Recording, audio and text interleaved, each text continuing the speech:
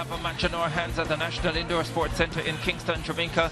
Calypso girls, Trinidad and Tobago leading the Barbados Gems 22-21 at half-time. Trinidad and Tobago top of the table. They have already qualified for the Netball World Cup in Cape Town, South Africa in the summer of 2023. They started with Afisha Noel at goal shoot and Joelisa Cooper at goal attack. In fact, they have played a full first half. They've rotated Faith Hagley and Oprah Douglas in the centre position throughout the contest so far. Trinidad and Tobago taking a 12-7 lead at the end of the first quarter, and for most of the second quarter as well looked in control, but Barbados able to turn it around late, once again showing that they know exactly what to do in these second quarters and they know how to turn matches around. The Barbados Gems winning that second quarter 14-10 and now trailing by just one, 22-21. How were the Gems able to turn that quarter around? Yeah, definitely they came out with a lot more intensity in that quarter, and as some shots that weren't dropping in the first quarter started to make it, and then Blackman, she injected herself a little bit more in this quarter, and that gave the defenders two threats in the circle, and that worked for them. Afisha Noel continuing to shoot at 100% for the Calypso girls. She has had a fine match.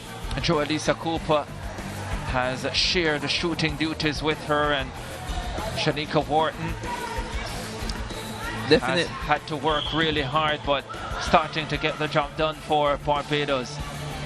Yeah, definitely. Cooper has been a standout for me so far in this game. It helps that she's not being contested a lot, but she's really controlling the tempo of the game, and she's finding Noel nicely underneath the hoop. Yeah, at this stage it's as if the Barbados Gems have said, listen, we will not be beaten by Noel. Joelisa Cooper, you can go ahead and beat us. Yes, for sure. And you know, you can see that Trinidad has really slowed down on the scoring. They haven't able to get that much attempt because a lot of off the ball calls are called. But then you look at the stats and you see how aggressive the Trinidad team is, and they will continue to be aggressive. Both teams are basically just around the same in turnovers and interceptions. Yeah, 22-21, Trinidad and Tobago leading Barbados at the National Indoor Sports Centre in Kingston. This could be a really good match, so don't go anywhere. Back with the second half.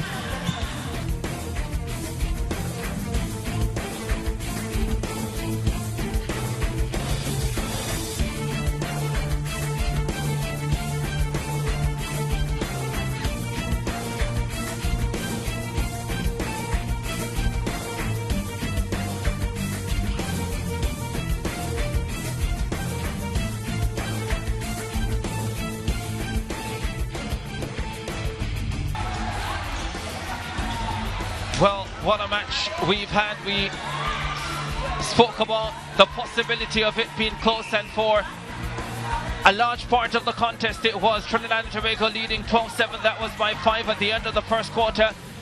Barbados Gems closed the gap in the second quarter to just 1, 22-21. The Gems winning that second quarter 14-10.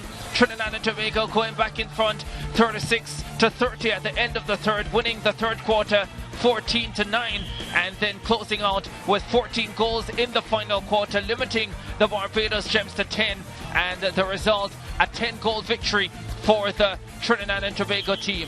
A well-executed game by the Trinidad and Tobago team. I think they did their homework. They knew in order for them to win this match, they have to find a way to score. Joelisa Cooper was really the engine behind this victory tonight. She really worked that circle, took that double off Afisha, and was able to deliver. The defense worked tireless. I think for Barbados, they really started slow, and slow in terms of getting that ball into the circle. They had too many passes because the lack of movement in the circle. Yes, and at this level you can't afford to start slowly, and we spoke about how critical the start is. And I mean, it was a good quality match, and I don't think this score really reflects the quality of the game. I think both teams will be proud of the performance tonight. Yeah, for sure, but Trinidad and Tobago going home the happier team for sure. Joelisa Cooper was outstanding. Afisha Noel at goal shoot. Once she gets the ball, she is so reliable, and there are the statistics. Footwork calls, 4 against Barbados, none against Trinidad and Tobago. 48 contacts against Trinidad and Tobago, 31 against the Bajan Gems. Obstructions, 7 Trinidad and Tobago, 6 Barbados, 34 turnovers by Barbados, 25 by Trinidad and Tobago, interceptions 6 by Trinidad and Tobago, that was impressive, 2 by Barbados, offside calls just 1 in the contest, and that was against Barbados. Abasion with Abasion. Let's go to Gerard Marasili. Thanks so much, Ricardo. I'm here with the Bajan Gems captain, Shawnette Azor Bruce. Shawnette, what's your assessment of this game? It's not the outcome that we wanted, but I must say that I am proud of my girls for fighting to the end. We did not score our goals, the goals we should have, but I'm still proud of my girls for fighting. At least we had that fight in us. Yeah, it was a pretty close game throughout the entire game, but where do you think this one really left you? We're still in the fight. Don't get me wrong, we're still in there for that spot.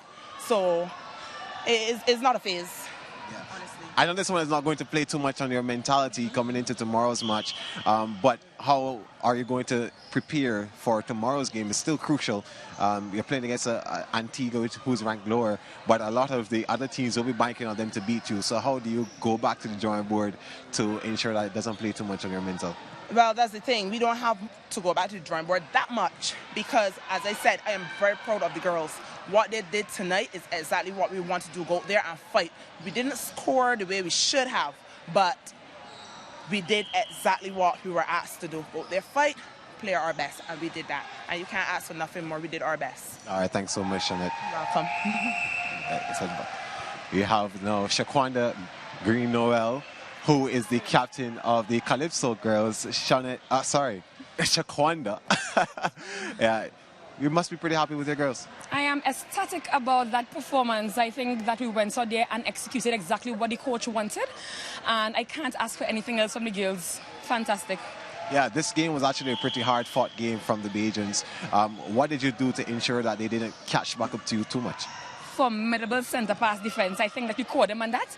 I'm not sure they did their homework on what we brought to the game today, but we capitalized on ensuring that they had their centre pass go back exactly as we planned and was able to come up with a few turnovers from that. Yeah, the focus now will be on your game against Jamaica. Are you looking forward to that one? How much? Oh, definitely. I think that game will be one for the ages. Jamaica has a very young team, and I think that they're fearless. I love it, and I think that we bring something very similar, so it should be a good matchup. Yeah, having qualified for the Netball World Cup already, what's the mentality going into that one? Whoa, we bleed red, white, and black. The girls know what it takes to get through to the World Cup.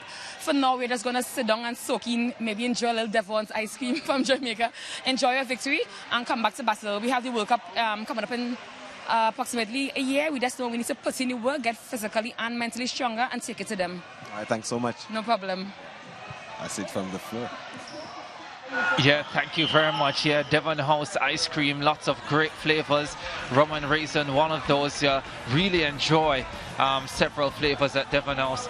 I might get there myself. 50-40, Trinidad and Tobago getting the better of Barbados in this fixture. Let's look at what's coming up tomorrow. Antigua and Barbuda versus St. Lucia. USA will play Grenada. Jamaica versus Barbados. That's the feature game. And St. Vincent and the Grenadines will play the Cayman Islands.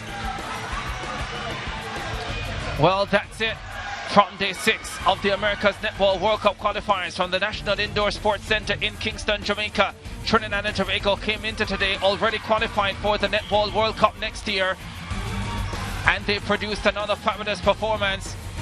The show was opened by the Sunshine Girls against St. Lucia, who put together the highest score of the tournament, and then the Trinbagonians getting the job done against the Barbados Gems. The Gems will have to wait on Saturday to secure World Cup qualification. We'll be back tomorrow with more great action.